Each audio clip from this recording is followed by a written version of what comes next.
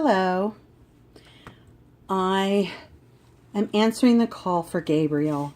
He wanted one of us to, or more, to do a video for the new users of the Chain Stitch Singer 114s. So, and he really wanted it to be mostly on filling, but I thought I would go ahead and start from scratch. So in the files you will find a book by Ruth, and in her book she has these practice sheets. So I printed them out and I used them as a guide. So while I was stitching, so here you can see some of my example. Here's the cursive lowercase letters, and I just did them free form all the way around the piece of cloth that I have. And so she also has these examples, and all of these are exercises. They're going to help you develop techniques. And then this palm, I never did the palm. And then from one of our other members, we got these templates. And so what I did with these templates is I actually scanned them into my computer. I used software on my embroidery machine, and I made these designs on my felt. So you can see I just did the outlines of them so that now I can practice. And so I'll show you how I do the fills. But there's several ways to fill. There's either the circular fill, or there's following the lines, going round and round and round. And so it shows you there. So you want to go into the files, look for posts. I think Desnige was the one who, and I'm sorry if I'm not saying your name right, is the one who gave us this information. And this shows how you're supposed to fill if you're going to do it in a circular pattern.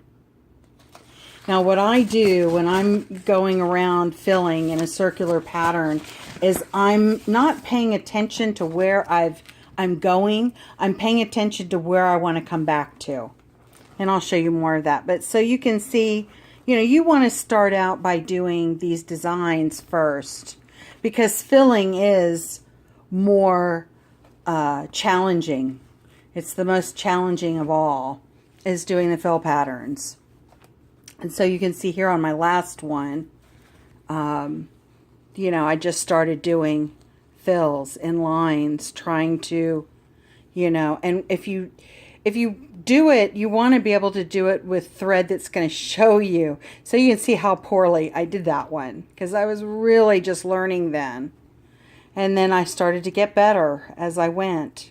So you want to use thread that you can really see, and you want to use it on a background that you can also see. My wire's in the way. My phone is just about dead, which is always the way when you want to record something. Anyway, so here I've got a piece of felt, and then I've got two pieces of medium backing, tearaway backing, and so that's about thick enough. And you can see I try not to lose any spaces. So I just started. I have not been sewing for about 6 months, good 6 to 8 months on this machine. So I'm rusty. And so then I started in the circle. And I did the circle with the circular pattern. And you can see I'm not the best at it, but it takes practice.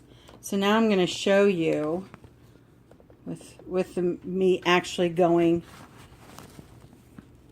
And it's really important when you're learning that you have a motor that you can really slow down.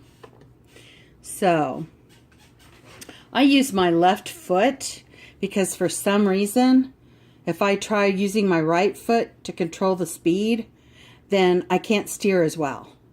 I think it's the right left brain thing. So try using your left foot for your power, and then your right hand, of course, for steering the machine. So of course when you start out, you want to also think, how am I going to do this? How am I going to start? So you don't want to start right like in the middle of here. You want to start at the end so that when you're doing your circulars, you have a nice pattern. So think about that ahead of time.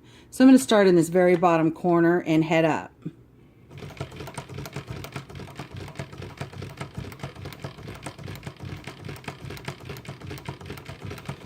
And what I do is I do 2 outlines. And I do it that way because I saw that done on a YouTube video from a girl who was doing initials for a Miss America pageant sash. And she